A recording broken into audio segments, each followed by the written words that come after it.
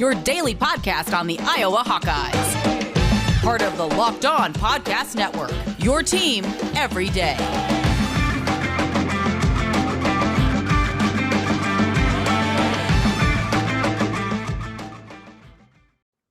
Welcome back, Hawkeye Nation, to another episode of the Locked On Hawkeyes podcast. It is Friday morning. We are 24 hours away from the CyHawk game, and I am pumped as heck. I'm wearing my Ricky Stanzi jersey. I got the Iowa hat. I am ready to roll. What are you doing? I'm excited to hear about it. Let's go. It is Friday morning, and this Iowa Hawkeyes episode is brought to you by the Locked On Podcast Network. As always, we are here Monday through Friday on podcast and on YouTube, all for free, every single Monday through Friday. And this is a reminder that on Monday's episode, we are going to be joined by former Iowa running back LaShawn Daniels, helping us break down this Iowa Hawkeye game, the CyHawk rivalry. It is going to be an exciting day, and I cannot wait to watch it. And also, as a reminder, it is not too late to listen to the Ultimate Season Preview 2021 for previews of every team and every division from our local experts and Odyssey's NFL experts. Search Ultimate Season Preview 2021 today on the Odyssey app or wherever you get your podcast app. And on today's show, we are going to be breaking down what to expect in this Iowa State game. We're going to be going into storylines. We're going to be talking about keys to the game, and we're going to be talking about a few interesting facts that we should know about before getting into our prediction for the game today, and I am very excited about that. So let's hop into it right now. First off, this Iowa State team is very good. If you are not aware of that, you need to be. This is not a normal CyHawk rivalry.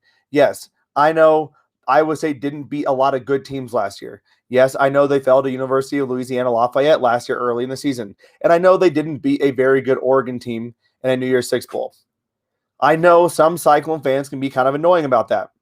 However, we are here, and this Cyclone team is good. They return almost every single starter. Their running attack is phenomenal. They have one of the best offensive lines in the nation. They have one of the best secondaries in the nation. And if you don't believe that Matt Campbell is one of the best coaches in the nation, you've been living under a rock, because what he's done for the Iowa State Cyclones has been nothing short of impressive. And it's made the in-state recruiting battle significantly tougher. It's made this game even tougher. Before, it was simply a fact of Iowa State played like they had nothing else to lose. This game mattered a ton to both teams, to be fair. But Iowa State wasn't really going for a undefeated season. They weren't going for a 10-win season. They had no chance of winning a Big 12 title. Now, it means even more. They have the ability to beat Iowa. They have the ability to give Iowa their first loss. And this win means a lot for Iowa State from a national title perspective. They have national title aspirations. And they want to beat us because they haven't beaten us since Matt Campbell has been there. This is a big-time game. Let's get into the storylines, though. First and foremost, how are they going to handle the heat? Both teams. This game typically is in the 60s, 70s. It is going to be in the 90s tomorrow.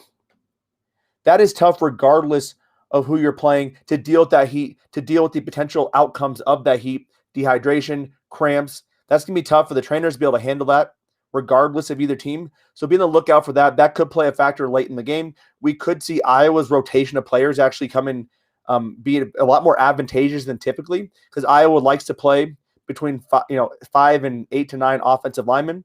They like to play between 6 and 8 to 9 defensive linemen. They have so much depth at the secondary position. They have some depth at the linebacker position. I would argue they have depth, honestly, across the board. At running back, wide receiver, we know some of these guys can make plays behind them. So that is going to be advantageous for Iowa over Iowa State because of the heat, because we are going to have to see players probably come in because starters cannot go the entire time. It is going to be that hot out there when Iowa plays Iowa State. It'll be also interesting to see what defense does Iowa stick in. And that is really going to be primarily based off what offense Iowa State comes out with. Iowa State traditionally has liked to spread the ball around. They like to run a spread attack. They've gotten a little bit more power-based. They like to have 2 tight ends in there. They have several very good tight ends. And we heard from Seth Wallace that he feels like Iowa is going to be running a 4-3 defense, more than likely. That's tough because you sit one of your best defenders in Dane Belton, a guy who draft experts have actually talked about being an NFL draft pick this upcoming draft cycle. That's a huge deal. Now you're going to be looking at potentially playing with Jestin Jacobs as that 4-3 strong side linebacker, otherwise known as the Leo. What will Jestin Jacobs be able to do that Dane Belton doesn't? Well, Jestin Jacobs has a bit more size. He can play the run game a bit more. And if they're playing those 2 tight ends, you have to factor in that he's going to be able to play the run a bit more while also being able to cover those tight ends is what you're hoping to have happen. Dane Belton is typically going to be in there when you're running 3 wide because you expect him to be able to play that run and play up close to the line of scrimmage while also having the coverage ability of sticking with the wide receiver. So Jestin Jacobs more than likely can get more playing time. Jestin Jacobs, if you don't know who that name is, I'll give you a brief background. A former 4-star recruit out of Ohio, a guy who Ohio State really wanted, an athletic linebacker who's been waiting his time, has done really well in camps, and he is a guy who could explode on the scene. This is going to be a big game for him. That's one of the storylines I'm watching as well. Speaking of tight ends, will Charlie Kohler play? He went through warmups against Northern Iowa. He has a lower leg injury, and he's expected to play, but will he play? How long can he play? That is a huge opportunity for Iowa State if he does play, and a huge advantage for Iowa if he doesn't play. Now, we've all heard the talk, Iowa State fans thinking that they are tight end you because they have some good tight ends. They do have some good tight ends. Outside of Charlie Kohler, they have several very good tight ends. But Charlie Kohler is that number 1 tight end. He is the guy. He is an All-American when healthy. If he's able to play and if he is healthy, that is a guy to watch out for. Brock Purdy loves to go to Charlie Kohler. And then can our wide receivers get going against another strong secondary? We heard a lot of concerns across Twitter. I heard a lot of concerns in separate, chat groups and all that stuff that the wide receivers couldn't get it done against Indiana. What we were not taking into account, or what people were not taking into account, Indiana's secondary is one of the best in the nation, and Indiana was getting a significant amount of pressure against Iowa. And then finally, Iowa did not need to open up the playbook a ton because they were up 14-0 within 2 minutes. They didn't need to do that. I think they're going to need to do that a bit more against Iowa State. Iowa State is not going to play the way Indiana did. Michael Penix Jr. did not look comfortable in the pocket. Iowa was getting pressure on him. I think Iowa State is going to put more pressure on Iowa to open up the offense, and I expect them to continue to open up that offense. But can those wide receivers get going against a very strong secondary? One of the best secondaries in the nation. Pick Six Previews calls Iowa State secondary one of the top 10. So can they get that going? That will be huge. I don't think last week was any indication that Spencer Petras cannot beat the quarterback. I think what's happening is we are so upset about Spencer Petras from last year that anything goes wrong is immediately blamed on him. The wide receivers did struggle. They weren't getting open. When they did get open, there were a couple drops. Even a couple drops I don't think were recorded. So that'll be a big storyline that I'm watching in this game. Coming up on segment 2, I want to talk about the keys to the game.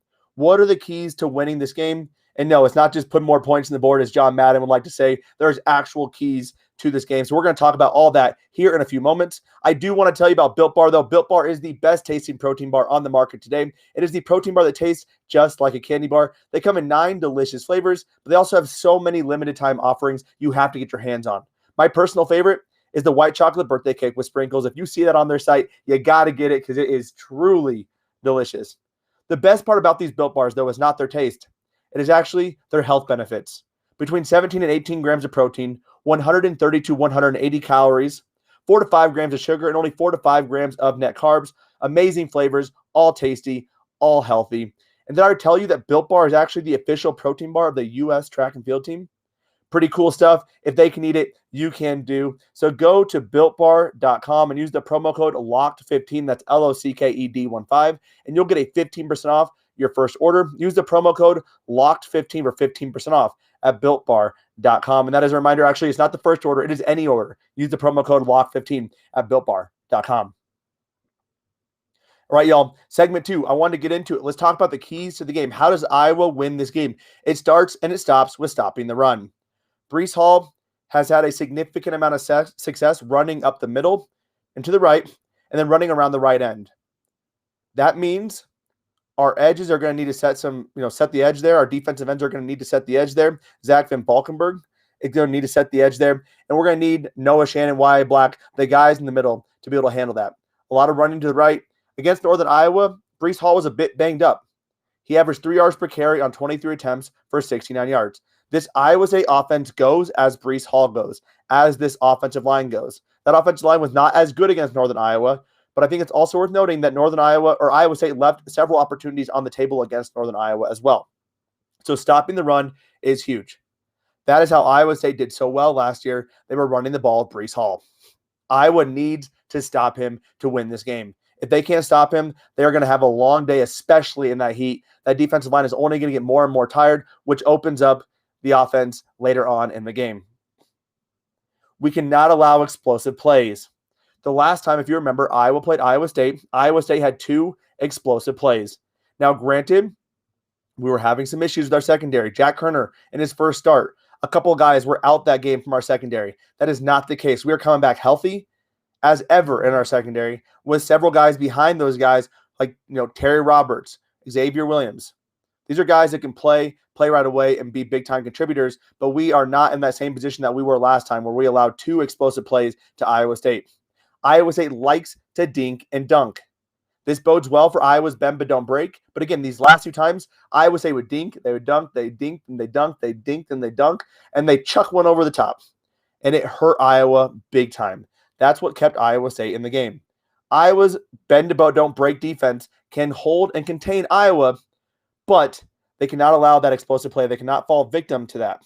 When I looked at the advanced analytics of where Brock Purdy is on the ball, a couple things really stood out to me that I wanted to make sure I shared with you. Brock Purdy, within the line of scrimmage, completes 94% of his passes. Within 10 yards, he completes 80%. 10 to 20, 52%. Between 20 plus yards, 32%. This was from last year. The throws behind the line of scrimmage, 16% of his throws. The throws within 10 yards, 46%. That means, I'm doing the math here on the fly, 62% of his throws are within 10 yards of the line of scrimmage. You go a little further, 87% of their throws are within 20 yards. Now, that's not overly different than other teams, but it goes to show you that they don't like to go deep that often. And when they do, they primarily target the left and the right edge of the boundaries. Iowa does a great job of not allowing these kind of plays. Iowa State doesn't like to do it, but you better believe they might try to attempt that against Iowa, just like they did the last time. They're going to try to lull Iowa into that dink and dunk, and they're going to go deep and get an explosive play and get that momentum going at Jack Trice Stadium. I think they're also going to try to target, or we should also target their linebackers in coverage. Mike Rose and Jake Hummel are good linebackers, but they are not as good in coverage as you would expect. They're good at stopping the run. And with Iowa State's defense, their linebackers are not expected to be in coverage that often. Running a 3-3-5, you have those guys primarily up there to stop the run and to get tackles. And they get a lot of notoriety for getting all those tackles. But coverage-wise, they are not the strongest coverage linebackers we are going to see in the Big Ten play or in any of our play throughout the season. Our tight ends are going to have a big day, I think, especially given the fact that Iowa State's secondary is so strong. Sam LaPorta and Luke Lachey, expect to hear their name a bunch in this game, in my opinion. That's how Iowa's going to win. They're going to need to attack the middle with those linebackers, or with those tight ends against those linebackers, and get chunk plays at a time. Sam LaPorta was the big target this past game. I expect him to be a big target this game. Now, we talked about the storylines. Can Iowa's wide receivers get going? I think it starts with attacking the middle with Iowa's tight ends. Opening it up, getting the wide receivers open, and then attacking those later on in the game. And again, it all starts back to the running game. Iowa predicates itself on running the ball well, which goes to Tyler Goodson. But I think the biggest thing is attacking those linebackers who are not as good in coverage. And then getting interior pressure. Colin Newell is a fantastic center for Iowa State, but he is arguably one of the worst linemen in terms of pass blocking. He allowed 23 pressures last year, which is 5 more than the next closest person on their team. That's more than 2 a game. Iowa State has a great ability, or Iowa has a great opportunity here to attack the middle, put pressure on Brock Purdy. But when they do, he is going to scramble, and they're going to need to have edge containment. So, again, getting interior pressure, getting up the middle, putting pressure on Brock Purdy, to me, that is going to be one of the big keys to the game. I listed out a lot of keys there. Stop the run. Don't allow explosive plays. Attack the interior pressure part, and target their linebackers with our tight ends. To me, those are the 4 keys to this game. Now, obviously, everything else is there too, right? We don't want to turn the ball over. We want Spencer Petras to play a good game, but those to me are the really biggest pieces. Stopping the run puts our defense in a great opportunity to get Iowa State in long downs. They don't like to throw deep. They just like to dink and dunk. Stop that. Iowa's offense and get on the field. We want to keep Iowa State's offense on the field as long as possible, especially given this heat. That, to me, is going to be really, really interesting. Coming up on segment 3, we're going to get into a few other little tidbits before getting into our predictions for the game. That is all coming up here in a few short seconds. I do want to tell you about Stat Hero, though. Do you know that 85% of people who play daily fantasy sports lose?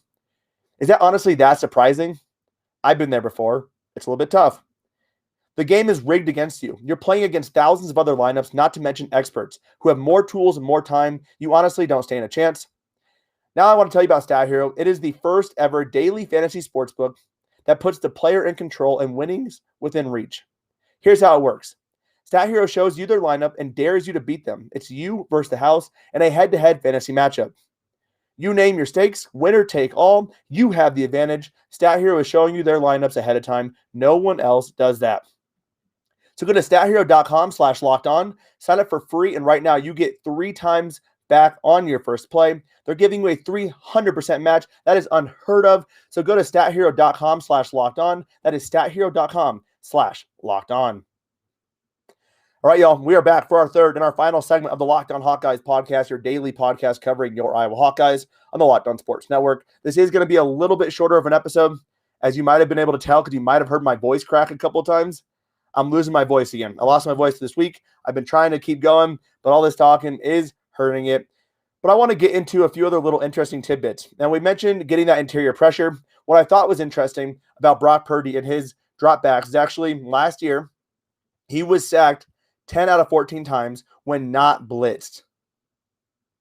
He can get the ball out very quick. He likes to get the ball out very quick. Against Iowa 2 years ago, they neutralized A.J. Epineza by getting the ball out very quick and getting it away from him.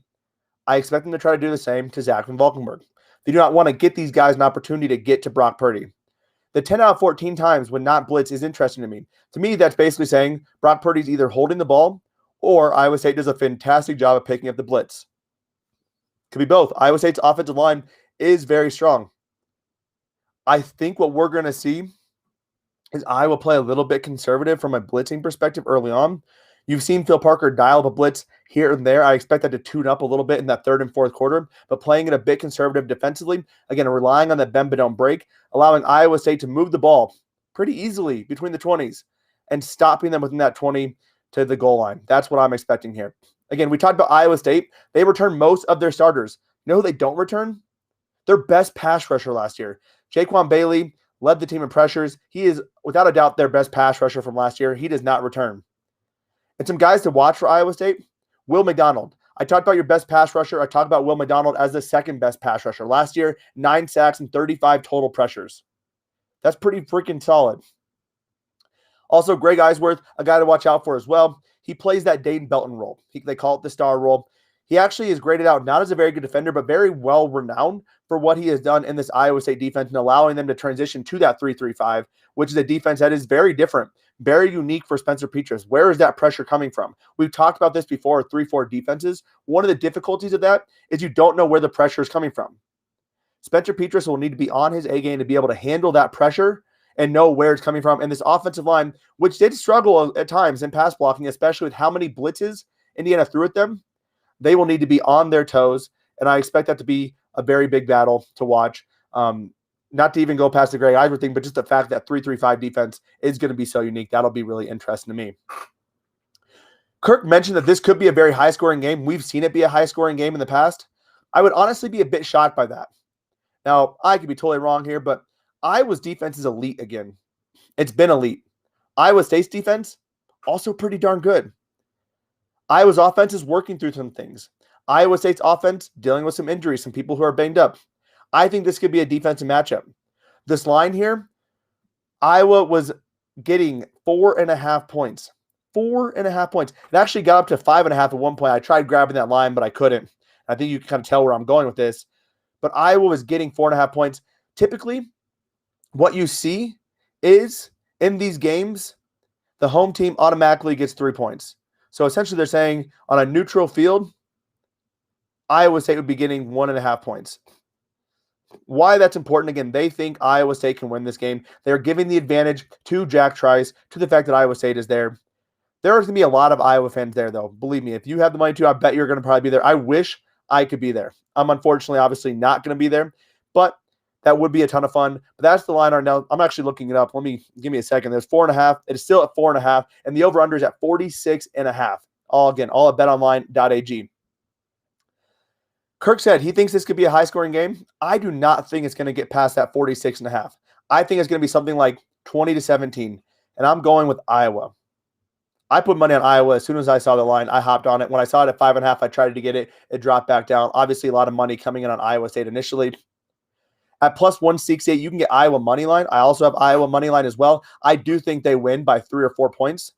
Again, I think this is going to be a close game. Special teams is something that where these other two, offense and defense, Iowa and Iowa State are relatively equal. Special teams where Iowa stands out. They have an All-American punter. I believe they have an All-American kicker. I also believe they have an All-American punt returner and kick returner in Charlie Jones. And it sounds like he's healthy. That is a huge advantage over Iowa State, and we've seen that work in Iowa's favor against Iowa State. That's going to allow Iowa to get some good field position. That's going to allow Iowa to put Iowa State in bad field position.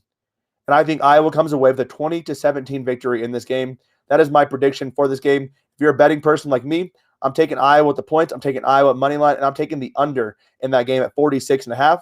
I think it's going to be between 30 and 37 points. That's how low scoring I expect it to be, especially with such a hot day. I also would think the first half, probably take the under in that first half and see what it looks like in the second half. See how the Heat's, hurting these teams, because that second half could be a little bit higher scoring. The first half, 22.5 is the points. I think it's going to be lower than that. The second half is 21.5. It could be higher than that. That's where I'll probably be looking at as well, getting in during the game. That's my thoughts on the game, though. That's my prediction. Iowa, 20-17 win over Iowa State. Let me know your thoughts in the comments if you're on YouTube. Let me know your thoughts with a 5-star review on your podcast review, or just shoot me a tweet. Shoot me a tweet. Shoot me a message on Facebook. Let me know your thoughts. I would love to hear that. And obviously looking forward to chatting with you all during the game. Always appreciate your interactions. And this is a reminder that on Monday, win or lose, we'll be back with LaShawn Daniels talking about this game. Also, as we mentioned a lot about betting on your team doesn't have to be a guessing game. If you listen to the new Locked On Bets podcast hosted by your boy Q and handicapping expert Lee Sterling, get daily picks, blowout specials, wrong team favorite picks, and Lee Sterling's lock of the day. Follow the Locked On Bets podcast brought to you by betonline.ag, wherever you get your podcast app. And as always, follow us on Facebook, Twitter, and Instagram. I appreciate you tuning in. Have a fantastic Friday, and even better weekend. And as always, Hawkeye Nation,